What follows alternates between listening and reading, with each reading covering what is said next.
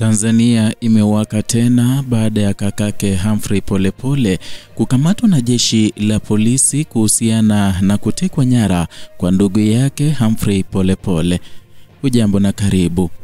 Tahari mpya imeibuka katika sakata la kutoweka kwa kada wa Chama cha Mapinduzi CCM Humphrey Polepole baada ya kaka yake Agostino Polepole kuitwa na jeshi la polisi kwa ajili ya mahojiano kuhusiana na tukio hilo linalozidi kuzua sintofahamu nchini.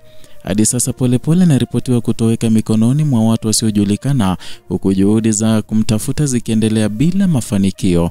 Kupitia taarifa yake kwa vyombo vya habari, Agostino Polepole alieleza kushangazwa na hatua ya polisi kumpa wito wa mahojiano, akisema bado hajapata majibu ya msingi kuhusu mtu anayedaiwa kuhusika na kitendo cha kumchukua ndugu yake. Taarifa hiyo imeibua maswali makubwa juu ya mwelekeo uchunguzi wa tukio hilo, hasa baada ya kutajwa jina la afisa wa polisi Faustin Mafwele ambaye jeshi la polisi limethibitisha kuwa ni kamanda upelelezi wa kanda maalum ya Dar es Salaam.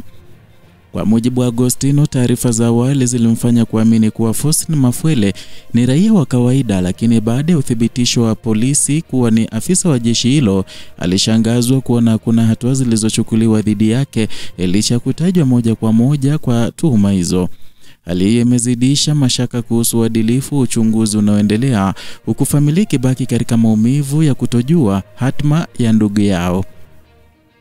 Kumekuwa na madai kwa Faustin Mafwele kuwa amewahi kutajwa kwenye matukio mengine yenye utata yanayohusiana na utekaji na upoteaji wa watu, wakiwemo wanaharakati kama Edgar Mwakabela, Boniface Mwangi na Agatha Tuhaire.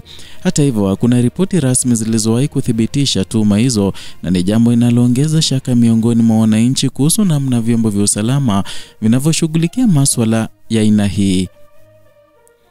Kwa sasa familia ya Polepole inasisitiza kwa uchunguzi kuhusu kutoweka kwa Humphrey Polepole unapaswa kufanywa kwa uwazi, na mamlaka zinatakiwa kutoa taarifa kamili kwa umma ili kuondoa hisia za kificho na upendeleo. Wanataka hatua za haraka zichukuliwe kuhakikisha kwamba haki inatendeka na kwamba matukio ya utekaji hayageuki kuwa sehemu ya maisha ya kawaida ya Watanzania. Kwa mujibu wa wadadisi wa siasa na usalama, tukio hili limeibua mjadala mpana kuhusu wajibikaji wa jeshi la polisi, huku baadhi ya wachambuzi wakisema hali ya sasa inahitaji uamuzi wa kisera na kisiasa ili kurejesha imani ya wananchi.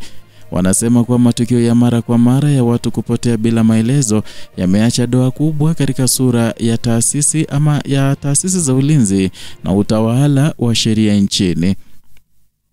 Na wakati mashinikizo yakiendelea kutoka kwa familia, wanaharakati na jamii ya kimataifa, serikali inatarajiwa kutoa tamko la kina kuhusu hatima ya uchunguzi wa tukio hili ambalo sasa limegeuka kuwa mjadala wa kitaifa. Na huu ndio mtazamo wa Kenyascope kwa uchambuzi wa kina na wa siasa, haki na matukio ya Afrika Mashariki. Endelea kutazama, kusubscribe na kubonyeza alama ya kengele ili upate habari mpya kila siku.